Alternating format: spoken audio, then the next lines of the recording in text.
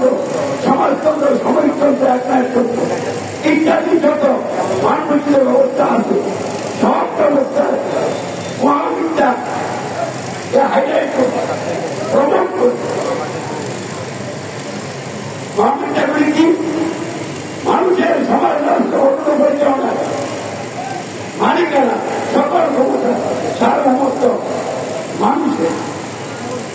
2 নম্বরে সকল মহাবিদ্য ব্যবস্থা বলছে মানুষের আইন পালনের মাধ্যমে মানুষের প্রশস্ত মানুষের আইন।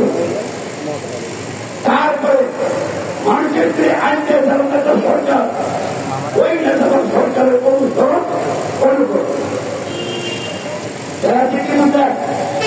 আরো কোন বলছে সার্বভৌমত্বের কথা আল্লাহ, আর গণতন্ত্র বলছে সকল ক্ষমতার মালিক রাজতন্ত্র বলছে সকল ক্ষমতার মালিক আল্লাহ, সামরিকতন্ত্র বলছে সকল ক্ষমতার মালিক সেনাবাহিনী। এমনিভাবে প্রত্যেকটা মানুষের ব্যবস্থা সমাজ চিন্তাগার ক্ষমতার মালিক আল্লাহর পরিবর্তে মানুষকে ঘোষণা করছে। অন্য তন্ত্রের ফলে কথা আমাদের বাংলাদেশ গণতন্ত্র নিয়ে গঠিত এবং পরিচালিত। মাঝে মধ্যে গণতন্ত্রের ধারণ অনুসারীরা যখন গণতন্ত্র লঙ্ঘন করে তখন সামরিকতন্ত্র চলে আসে, গণ আন্দোলন হয়, গণভুত্থান হয়। এই গণ আন্দোলন ভুত্থানের কাছে সরকার পরাজিত হয়, গণতন্ত্র সংকট থেকে রক্ষা পায়। গণতন্ত্রকে আবার প্রতিষ্ঠা করার জন্য সকল মিলে কাজ করে। হত্যার কথা হল জাতির মানুষ নীতিগত ভাবে সমাজ পরিচালনায় গণতন্ত্র গ্রহণ করে। এই যে গণতন্ত্র গ্রহণ করল, গণতন্ত্র কি আছে? গণতন্ত্রের মূল কথা হল democracy of the people, for the people and by the people. এখানে পিপল মানে জনগণ। গণতন্ত্রের জনগণের সাথে।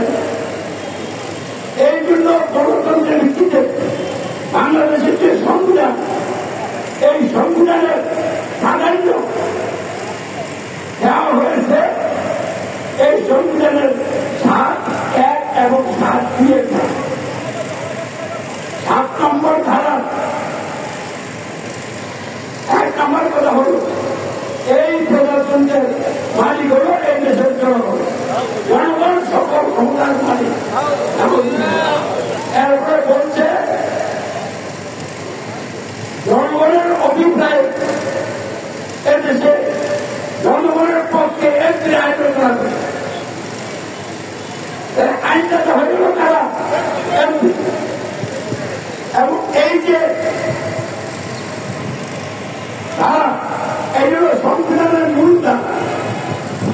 এই ধারার সাথে অন্য কোন ধারার কর্মী হবে, ওই ধারার যতটুকু অংশ এই ধারার সাথে কর্মী হবে, এইটুকু আপনাকে বাতিল করে বলতে হবে। তাহলে বোঝা গেল জনগণের ইচ্ছার বাইরে এখানে কোন কথা চলবে। এই জন্য গণতন্ত্রের মাধ্যমে জনগণ গণতন্ত্র গ্রহণ করে আল্লাহকে বলছে তুমি আকাশে থাকো, যেখানে গিয়ে এখানে থাকো। আমাদের বাংলাদেশের